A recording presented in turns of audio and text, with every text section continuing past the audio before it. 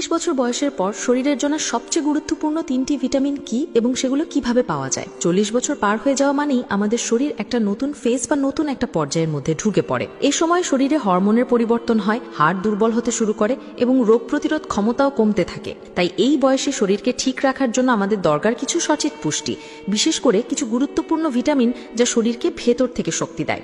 আজকের ভিডিওতে আমি বলবো 40 বছর বয়সের পর থেকে কোন 3টি ভিটামিন শরীরের জন্য সবচেয়ে বেশি দরকারি এবং সেগুলো আমরা সহজে কোন কোন খাবার থেকে পেতে পারি। ভিটামিন ডি, একে বলা হয় হাড়ের বন্ধু। 40 বছর বয়সের পর থেকে শরীরের হাড়গুলো স্বাভাবিকভাবে ক্যালসিয়াম হারাতে থাকে।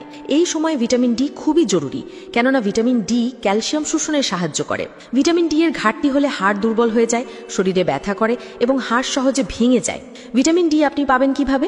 আপনি যদি প্রতিদিন সূর্যের আলোর সংস্পর্শে আসেন, বিশেষ করে সকালের সূর্যের আলোর সংস্পর্শে যদি আপনি 10-15 মিনিটের জন্যও আসেন, তাহলে সেটা কিন্তু আমাদের ত্বক বা স্কিনে ভিটামিন ডি তৈরি করতে সাহায্য করে।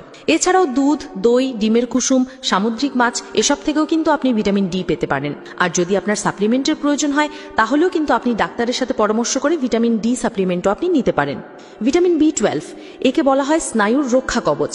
আমাদের মস্তিষ্ক, স্নায়ুতন্ত্র এবং শরীরের রক্ত তৈরির জন্য ভিটামিন বি12 অত্যন্ত গুরুত্বপূর্ণ।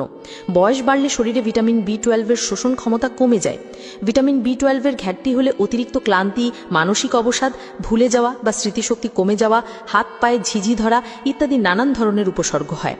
ভিটামিন বি12 খাবেন ডিম, দুধ অথবা দুগ্ধজাত খাবার বা মিল্ক প্রোডাক্ট, মাছ, মাংস অথবা কিছু ফর্টিফাইড খাবার যেমন ভিটামিন বি12 দেওয়া সিরিয়াল।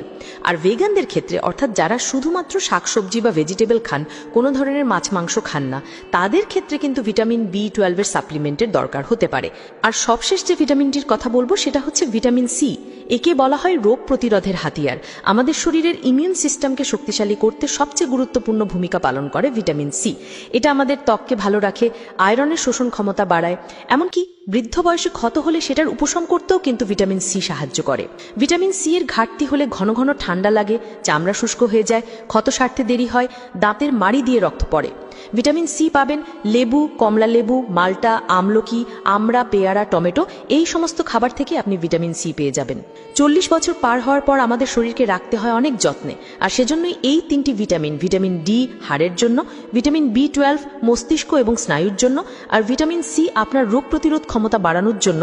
আপনার প্রতিদিনের খাবারের জন্য এই 3টি ভিটামিন সমৃদ্ধ খাবার থাকে, সেটি আপনাকে অবশ্যই নিশ্চিত করতে হবে। সুস্থ থাকতে হলে শুধু ব্যায়াম বা ওষুধ না, ভালো পুষ্টি হলো সবচেয়ে বড় ওষুধ। ভিডিওটি থেকে যদি আপনারা উপকৃত হন, তাহলে অবশ্যই প্রিয়জনের সাথে শেয়ার করতে ভুলবেন না।